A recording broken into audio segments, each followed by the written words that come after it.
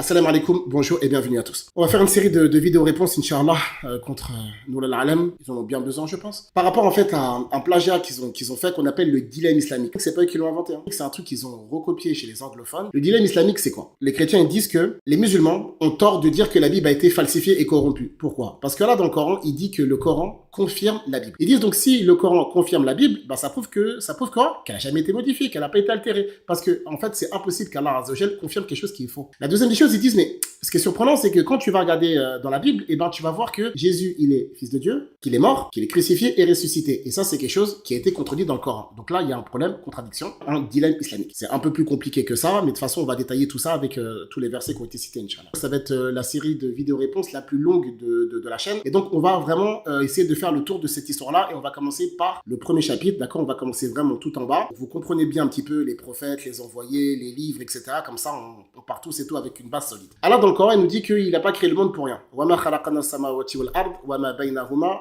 لَاعِبِينَ وَمَا خَلَقَنَا السَّمَاوَاتِ وَالْأَرْضَ وَمَا بَيْنَهُمَا بَاطِلًا أَفَحَسِبْتُمْ أَنَّمَا خَلَقْنَاكُمْ عَبَثًا وَأَنَّكُمْ إِلَيْنَا لَا تُرْجَعُونَ أَيَحْسَبُ الْإِنسَانُ أَنْ يُتْرَكَ سُدًى. Donc Allah nous a créé, pourquoi? Pour l'adoration. وَمَا خَلَقْتُ الْجِنَّ وَالْإِنسَ إِلَّا لِيَعْبُدُونَ. Par la suite, il va nous guider. وَهَدَيْنَاهُ النَّجْدَيْنِ إِنَّ عَلَيْنَا لَلْهُدَى. D'accord? يُبَيِّنُ اللَّهُ لَكُمْ أَنْ تَضِلُّوا وَكَفَى بِرَبِّكَ هَادِيًا وَنَصِيرًا. Et donc Allah Azza wa Jalla, il va nous envoyer des prophètes et des messagers. وَمَا أَرْسَلْنَا مِنْ قَبْلِكَ إِلَّا رِجَالًا نُوحِي إِلَيْهِمْ فَاسْأَلُوا أَهْلَ الذِّكْرِ إِنْ كُنْتُمْ لَا تَعْلَمُونَ وَلَقَدْ بَعَثْنَا في كل أمة رسولا أن يعبدوا الله واجتنبوا الطاغوت وإن من أمة إلا خلا فيها نذير. Dans un autre passage, Allah nous dit وَلِكُلِّ قَوْمٍ هَادٍ وَلِكُلِّ أُمَّةٍ رَسُولٌ. Donc Allah Azza wa Jalla, il va envoyer des messagers partout avec un seul et même message أن يعبدوا الله واجتنبوا الطاغوت. Tous les messagers, d'accord, ils ont tous le même message. Prenez de manière générale la sourate 21, verset numéro 25, prenez la sourate 16, verset numéro 36, prenez la sourate 43, verset numéro 45, et de manière spécifique, regardez dans la sourate 7, verset numéro 59, 65, 73, 85. Sourate 7, verset 59, 65, 73, 85. Donc tous les prophètes et messagers ont un seul et même message, le fait qu'on doit adorer Allah Azza wa Jal et ne pas lui donner d'associés. Les prophètes et messagers, Allah Azza wa Jal dans le Coran, il nous a parlé nominativement de 25 prophètes. Dans la sourate 4, versets 163 et 164, et dans la sourate 6, versets 84, 88. Okay? Dans la sourate 2, verset numéro 153, il dit « Tilka rusulu » Parmi tous ces envoyés, il y a 5 messagers qui sont considérés comme étant les messagers doués de fermeté. Fasbir kama sabara ulul azmi min ar-rusul. Qui sont ces 5 messagers? Wa idh akhadha Allahu min an-nabiyyina mithaqahum wa minka, le messager d'Allah alayhi salatu wa salam, wa min Nuhin wa Ibrahim wa Musa wa Isa ibn Maryam wa akhadhna minhum mithaqan ghalidha. Sourate 33 verset 7. Il y a des messagers qui ont été cités nominativement dans la sourate 4 et dans la sourate 6, mais dans la sourate 40 verset 78 et dans la sourate 4 verset numéro 164, Allah Azza wa Jalla nous dit qu'il y a des messagers au sujet duquel il n'a pas parlé, subhanahu wa ta'ala. Tous ces messagers-là, ils ont une seule et même religion. Inna dina inda Allahi l'islam. Ça veut dire que cette religion, c'est la religion de l'islam. Alors quand on dit la religion de l'islam, ça ne veut pas dire que c'est le Coran, etc. Non, c'est la soumission à Allah Azza wa Jalla, le fait d'adorer une seule et même divinité. Sur ça, on est clair par rapport à ça. On peut poser une question, c'est mais comment ça se fait en fait? S'ils ont tous la même religion, ben, comment ça se fait qu'il y a des règles qui sont différentes à l'époque de Moïse, à l'époque de Jésus, à l'époque du messager d'Allah, alayhi salatu wassalam? Allah dans le Coran, il donne la réponse. Sourate 5, verset 48, Likullin ja'alna minkum shir'atan wa minhaja. Les messagers, ils vont s'adresser à des peuples qui n'ont pas les mêmes croyances, qui n'ont pas les mêmes habitudes, etc. Tout ça, n'ont pas le même contexte. Si tu prends par exemple les enfants d'Israël, et ben en fait, le monothéisme en fait et tout, c'est quelque chose qu'ils connaissaient depuis longtemps, même s'ils l'ont bafoué à notre entreprise. Les enfants d'Israël, ils connaissaient tout ça, tout ce qui est monothéisme, etc. Même s'ils l'ont bafoué, ils connaissaient. À l'époque du prophète sallallahu alayhi wa sallam, c'est différent. C'est pour ça qu'Allah te dit subhanahu wa ta'ala litunzira qawman ma atahum min nadhirin min qablika la'allahum yahtadun. À l'époque, par exemple, du prophète alayhi salatu wa sallam, kabura ala al-mushrikina ma tad'uhum ilayhi. Du monothéisme, pour eux, c'était un truc qui était lourd, d'accord? Parce qu'en fait, ils noyaient dans le polythéisme. Ça, c'est pas du tout le même contexte, c'est pas le même climat que les enfants d'Israël à l'époque de Jésus, que la paix divine soit sur lui. C'était un peuple aussi qui était dur. Et dans Surat Zukhruf, Allah Azza wa Jalla, il te dit Belhum qawmun khasimun. Alors que si tu vas regarder du côté des suiveurs de Jésus, dans la Sourate 57, verset numéro 27, Allah il te dit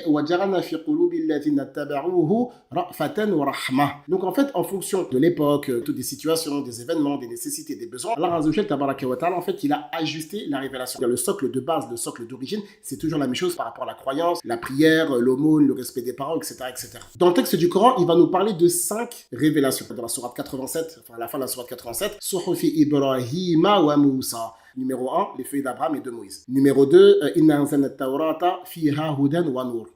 2, la Torah. 3, wa ataynahul injil. 3, c'est quoi? C'est l'évangile. 4, wa atayna Daoud zabura. Dans la sourate 4, verset numéro 164. Et dans la sourate 17, verset numéro 55. Et la dernière révélation, Ar-Rahman allama al-Qur'an. Donc ça, c'est les 5 révélations. Par contre, dans le texte du Coran, en fait, il y a d'autres révélations au sujet duquel Allah Azza wa Jal n'a rien dit. C'est pour ça, dans la sourate 42, verset numéro 15, wa qul amantu bima anzalallahu min kitab. Il y a des livres au sujet duquel Allah il a parlé et d'autres livres au sujet duquel Allah il n'a pas parlé. Les prophètes, quand ils viennent avec des livres. Il y a un verset similaire dans la sourate 57, verset numéro 27. Quand on parle de livres, en fait, c'est des révélations, d'accord, donc qui sont révélées par Allah subhanahu wa ta'ala à des hommes. C'est pour ça qu'Allah dans le Coran dit وَلَقَدْ آتَيْنَا مُوسَى الْكِتَابَ وَجَعَلْنَاهُ هُدًى لِبَنِي إِسْرَائِيلَ وَإِذْ آتَيْنَا مُوسَى الْكِتَابَ وَالْفُرْقَانَ لَعَلَّكُمْ تَهْتَدُونَ. L'évangile, Allah il te dit par exemple وَآتَيْنَاهُ الْإِنْجِيلَ فِيهِ هُدًى وَنُورٌ.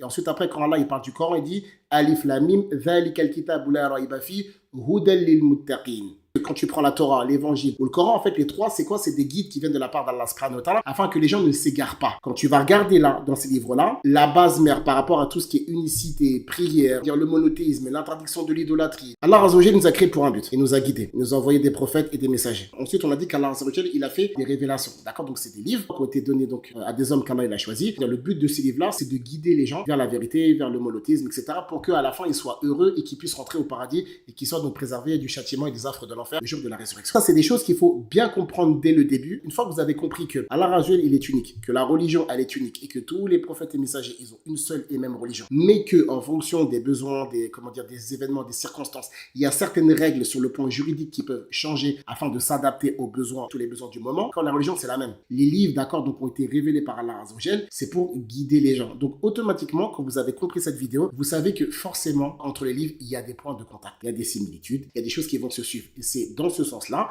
où, Inch'Allah, on expliquera, en fait, avec plus de détails, Inch'Allah, ce que ça veut dire la confirmation. Mais avant d'arriver à ça, il y a 2-3 bases à poser. On va essayer de les poser au fur et à mesure, en espérant que cette vidéo vous sera utile, profitable et bénéfique. On se donne rendez-vous, Inch'Allah, pour la prochaine. Barakallahu fikum. Wa salam alaikum.